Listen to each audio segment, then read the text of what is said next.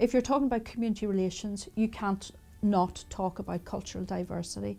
It's a statement of who we are and who we will be for the future. And in our work, it's really about, first of all, making clear that we are not a monoculture. There are many identities here. And then the work is really about finding a way to make sure that we all are comfortable with that and welcoming of each other's culture without feeling in any sense that we've diminished our own. In essence, that's what our cultural diversity work is all about.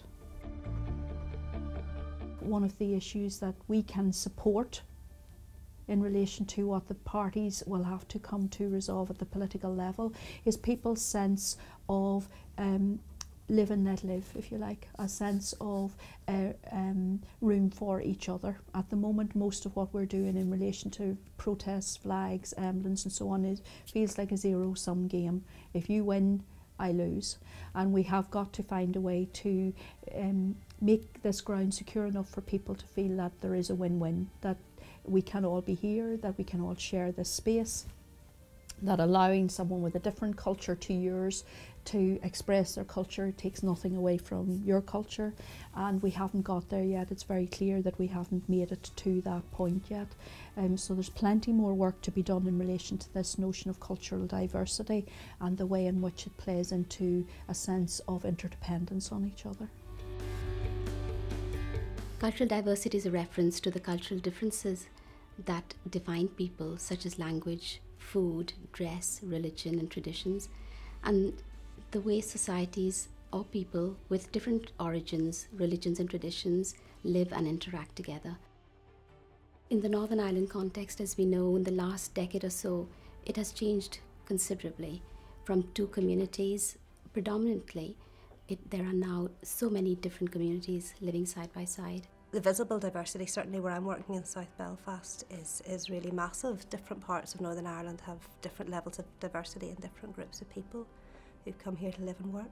The thing about integration is really a two-way process, so if somebody arrives, for them to integrate on their own is just not possible. You have to have a community that's open to mixing and to getting to know people.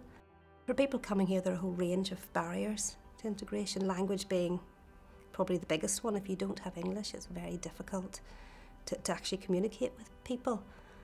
And then there are the cultural issues. If you come into Northern Ireland, you know, I having grown up here all my life, I know where the different communities are, what the cultural norms are, where it's acceptable to go, where it's not, where you fit in. If you don't have any of those markers, it can be really confusing and even in some cases dangerous. One of the things we sort of realised working in this sort of field over the past 10 years is that it's not easy. People are very anxious. The legacy of the conflict is that you don't trust people who aren't like you, that you're wary of strangers, and so it's not necessarily people's natural default position to be really open. So sometimes it takes a bit of help with that, because people are coming into a post-conflict situation where they're contested space, and we can't pretend that doesn't happen. Migration into Northern Ireland isn't the same as migration into other parts of Europe.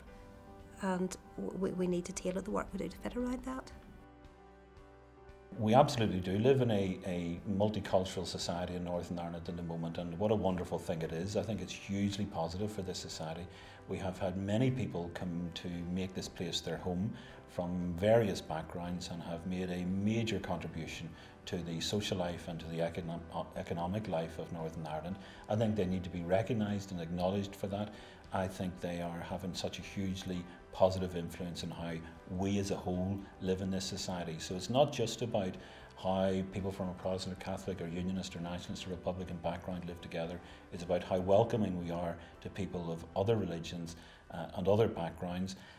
On the whole, Northern Ireland is extremely welcoming, and I think people really acknowledge the benefits of those other people coming from other countries to Northern Ireland. Obviously there are some incidents. We all need to stand united against those incidents and make sure that people continue to feel welcome. We have about 24 different ethnic minority communities here, and they need support in various different ways.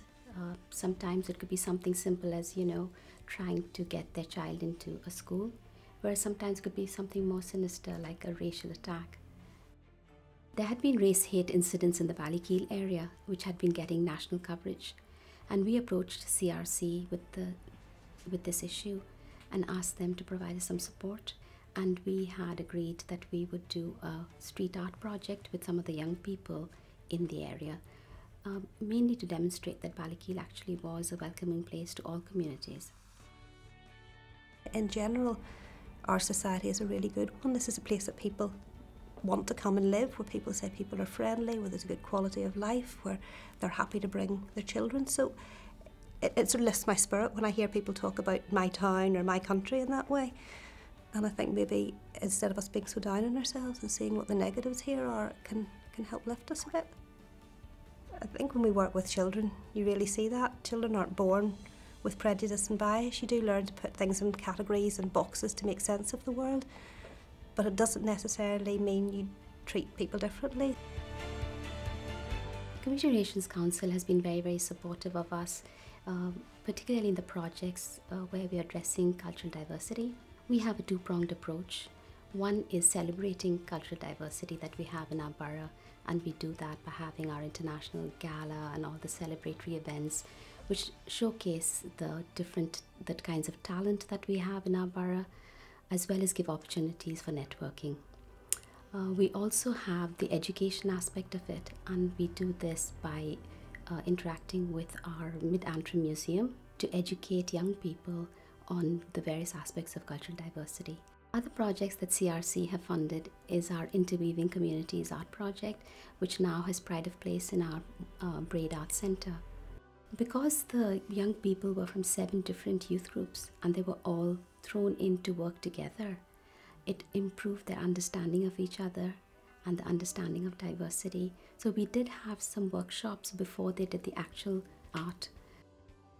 So these are some of the ways that we are addressing cultural diversity to create an understanding of the differences and the different cultures that are there in Northern Ireland today, and to create an atmosphere and environment where that difference is accepted and respected and valued, so that we can live in a more just and equitable society.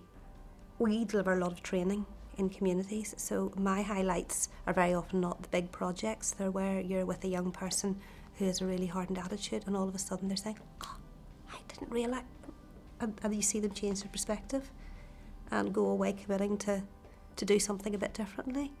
So you get that out there on the ground, working with individuals and working with groups. And then we have the larger pieces of work like Belfast Friendship Club, where you can go in any given week and see people from 15, 20 different countries just sitting around a table, supporting one another. Where people have issues and they haven't housing, people will rally round and help support them get into that, where people support each other, getting jobs, where they're volunteering in local communities. Diverse cultures tend to flourish better in the world.